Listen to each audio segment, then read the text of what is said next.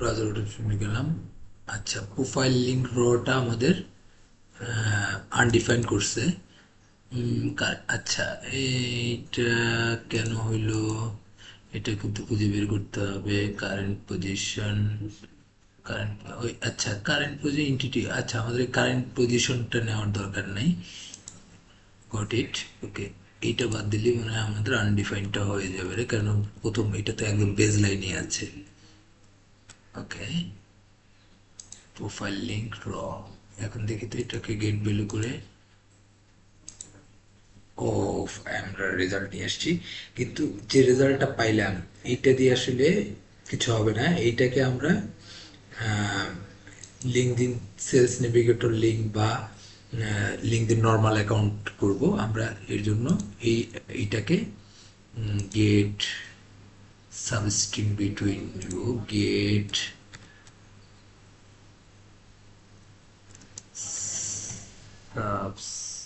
Substring between, এই যে এইটা নিব। নিয়ে আমরা এটা প্রোফাইল লিঙ্ক র, প্রোফাইল লিঙ্ক রটাকে আমরা কাটতে চাই কিভাবে? এইখানে দেখেন এই যে নেম সার্চ, এটা এই যে নেমের এই পাশ থেকে আমি কাটতে চাই। সো আমরা যেটা যেভাবে কাটবো, কমা name, N A M A, এটার নাম আমরা প্রোফাইল লিঙ্ক রয় দিব। ওকে, দেখি এটা কেটে কি হইলো।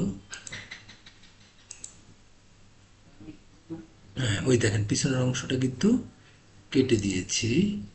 এখন সামনের অংশটাকেও কেটে দিতে হবে। আবার একই গেট সাবস্ট্রিং বিটুইন, এই যে পেয়ে গেছি। প্রোফাইল লিঙ্ক রটাকে কাটবো, এবার সামনের দিক দিয়ে কাটবো। সো এইটা হলো ব্র্যাকেট দিলেই হবে। এই ব্র্যাকেটের এই পাশের অংশটুকু কেটে দিব। প্রোফাইল লিঙ্ক র, বা এখন আমরা একটা সেট ভেরিয়েবল নিয়ে এটাকে একটি লিঙ্কডিন অ্যাকাউন্ট বানিয়ে ফেলবো। লিঙ্কডিন নামটা দিই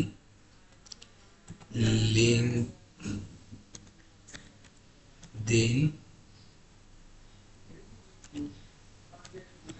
ইউআরএল অরিজিনাল।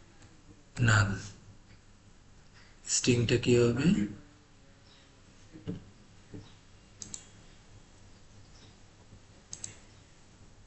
স্ট্রিংটা হবে linkedin.com। আচ্ছা, এটা কপি করে নিই।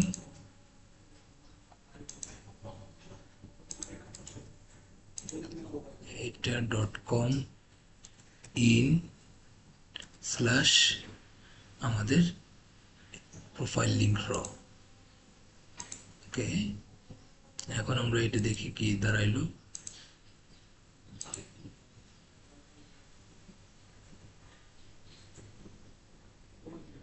LinkedIn original URL, LinkedIn,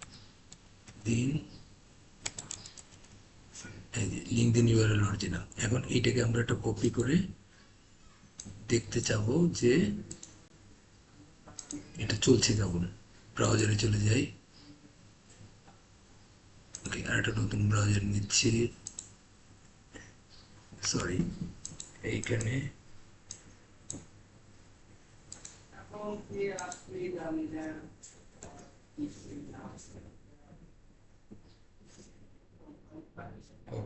joule science, আমরা চলে গেছি তার ইউআরএল লিঙ্কে।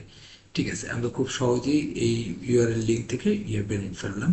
এখন আমরা যে কাজগুলো দরকার ছিল, আমাদের যে ডেটাগুলো নেওয়ার দরকার ছিল, সেগুলো আমরা কিন্তু নিয়ে নিয়েছি।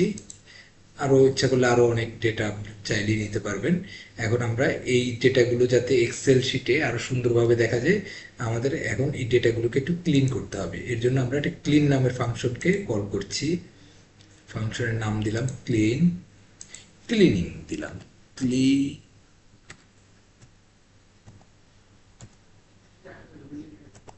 ক্লিনিং। ওকে, ক্লিনিং একটা ফাংশন তৈরি হলো, সেভ করে নিলাম। এখন এই ফাংশনে আমাদের কি কি কাজ করতে হবে, যে ডেটাগুলো আমরা নিয়েছি সেগুলোকে পরিষ্কার পরিচ্ছন্ন করা। এখন ইফ নামের একটা ইফ নিব।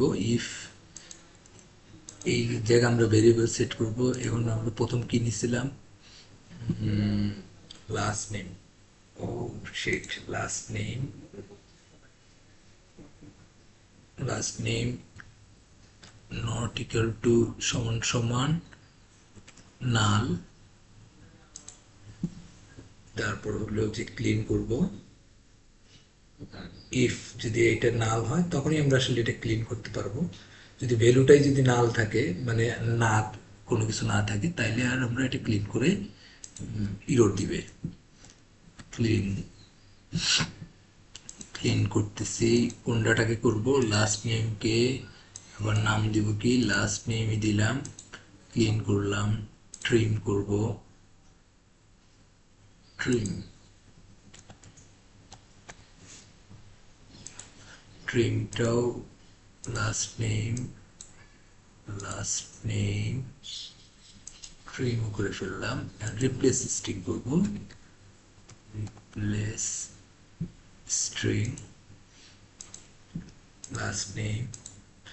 এই যে দেখেন, এটা কিন্তু ভালো মতো খেয়াল করতে হবে, এখানে কিন্তু দুইটা স্ট্রিং, আর এখানেও দুইটা স্ট্রিং, কিন্তু একটা একটা করে স্ট্রিং। মানে ওই স্ট্রিং, দুইটা স্ট্রিংটি আমি একটা একটা করে স্ট্রিংয়ে রিপ্লেস করলাম। তাইলে আমাদের ডেটা আর কোনোভাবেই কোনো ইনভ্যালিড অপশনে যেতে পারবে না। লাস্ট নেম নামে এটা সেট করে নিলাম। তারপর লাস্ট নেমের পরে আর আমরা কি কি ডেটা নিয়েছি, ইফ লাস্ট নেমের পরে নিয়েছি আমরা,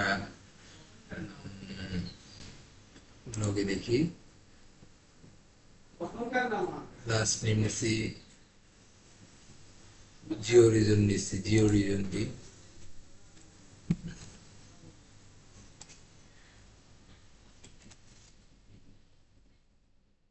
ইটস, ও এটা এখানে যাবে না, এটা আলাদা একটা ফাংশনে চলে যাবে।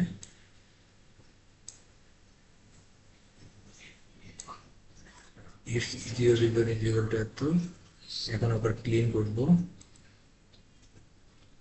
Clean Jio reason, Jio reason trim, Jio reason,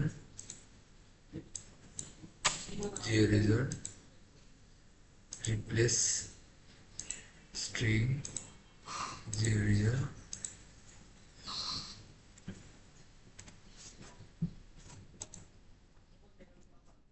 এটাও কিন্তু খুব ইম্পর্টেন্ট, এটা না করলে আপনার ডেটাগুলোর অ্যাকচুয়াল ইয়া পাবেন না। আচ্ছা, তারপর আর কি কি স্ট্রিং আমরা, ইফ, আবার ইফ নিচ্ছি। আর কোন ডেটা যদি আমরা ইয়া চাই, ইনসার্ট ভেরিয়েবলে দেখি, জিও রিজন ইন্ডাস্ট্রি টেক্স আছে, ইন্ডাস্ট্রি টেক্সটটাকেও আমরা not equal two,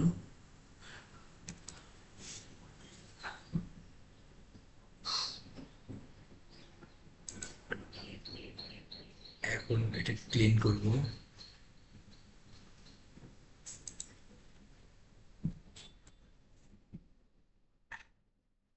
clean industry text,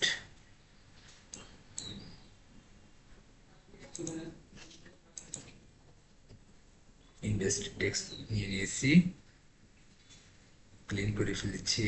তারপর হলো যে ট্রিম করব, industry text, industry text replace string করি, ইন্ডাস্ট্রি টেক্সট,